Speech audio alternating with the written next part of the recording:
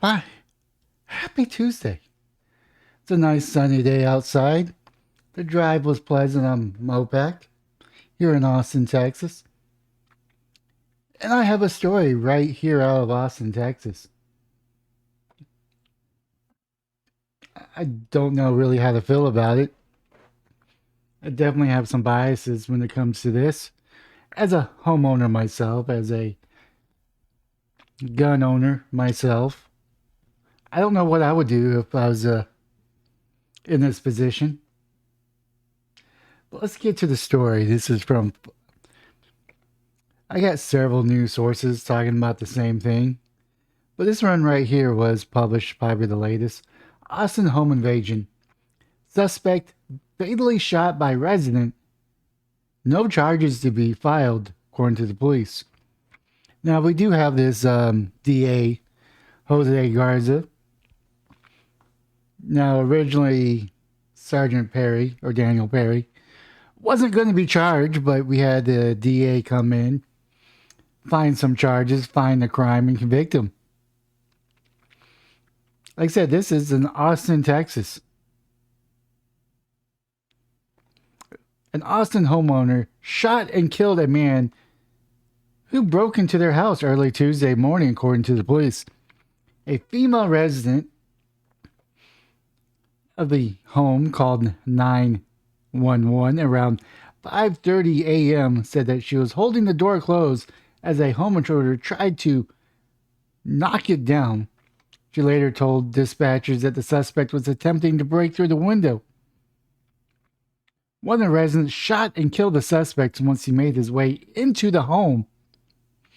Officers and emergency medical personnel arrived minutes later and pronounced the suspect deceased at 5:48. At least our turnaround time is getting better. When someone is unlawfully and with force tries to enter an occupant or occupied residence, self-defense law is very clear. In the Texas Penal Code, a spokesperson from the Austin Police Department said at a briefing outside the scene. Investigators do not believe the home invasion suspect knew the residents of the home, which was located in North Austin. No one else was injured during the incident. Let's see here. Now, this is from KXN. Actually, let's see what. Let's see here. Justice has been restored. It's Austin police may not arrest him, but the prosecutor probably will. Pretty much saying, sadly, the Travis County District Attorney, no way Jose Garza prefers to only charge law-abiding citizens, especially those who discharge their firearms in self-defense. Of course, he'll go after the police at every opportunity. Gang members, not so much. Okay, not at all. I've heard Jose's Garza reputation all the way up to Kansas. Another Soros DA that should be impeached and removed. Yeah, we'll see if he's if this person's charged. This year, death in Austin Tuesday morning was determined to have occurred out of self-defense. Austin Police Department said on Twitter it happened at the I'm not saying the address. The area is close to St. John's neighborhood, just south of the Highway 183 and east of intersection 35.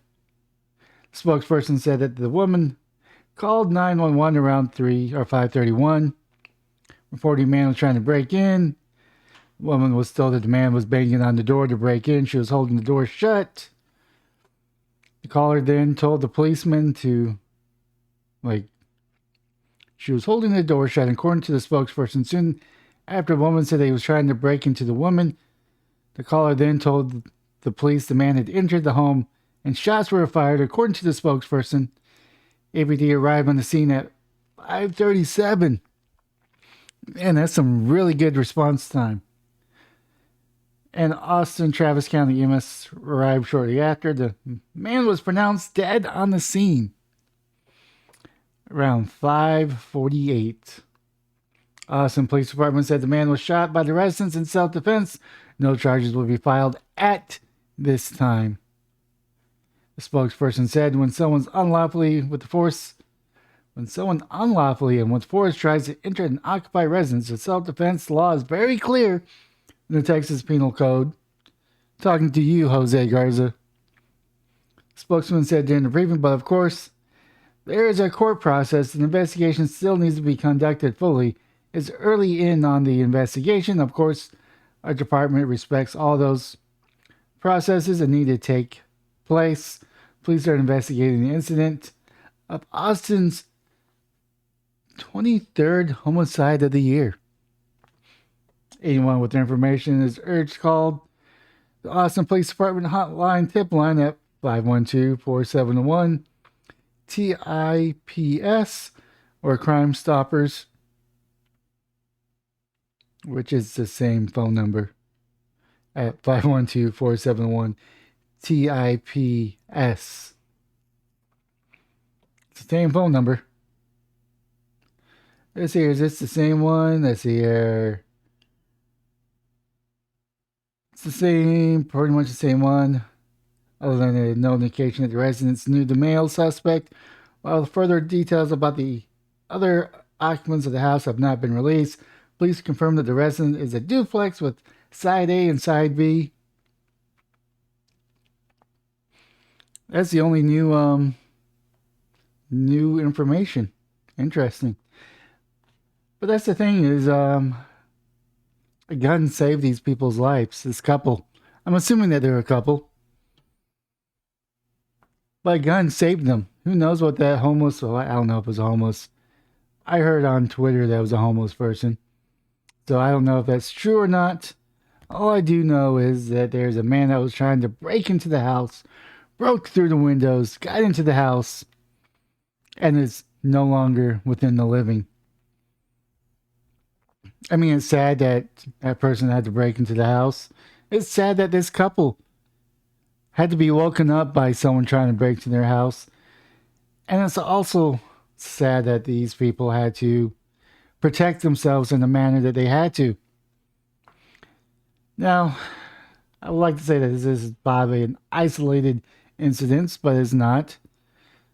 My understanding that it was a homeless person. Now, if that's a homeless person, then it falls onto the city to fix this issue. It's up to the city to fix the mess that they're in. It's up to the city to properly vet the NGOs that are responsible for wasting taxpayers' money to actually solve the issue. But the issue is if you solve the issue, then there's no more money being tied into it, which means that the NGOs have to go away. That's assuming that the person is homeless. But either way, if it wasn't homeless, it was just some person that's trying to break into homes, that's pretty brazen of them. And the reason why it's brazen is because you have Jose Garza not going after these people. But yet, you go after a person that does self-defense, that has his car stormed, you convict him. You try to convict a person that was trying to defend themselves when they attack your gas station. The owner, you as owner, has no right for self-defense in this city. Now, this is an older story, what I'm referring to, but I think it needs to be highlighted.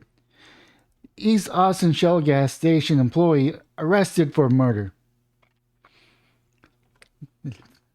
Now, this happened a few months back in January. Austin Police Department arrested a 25-year-old man for murder following the shooting in East Austin. Police said on January 21 around 11:14 p.m. officer responded to a shooting at a gas station at 4509 East Martin Luther King Jr. Boulevard. When officers arrived, they found 42-year-old Marcus Demps inside a car in the gas station parking lot with gunshot wounds to his body. Police said Demps died at the scene. Thorough investigations, detective determined Demps was involved in an altercation An altercation with an employee at the Shell, 25-year-old Yassine Naz. Police said after the altercation, Dem came into the store and destroyed property before leaving. Is not known what led to the disturbance, but later Naz shot Dems.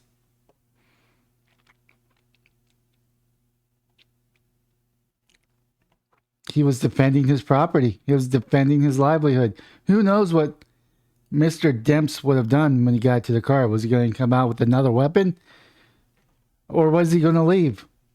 Or was he going to ram his car into the gas pumps? These are questions that this owner or this employee didn't know.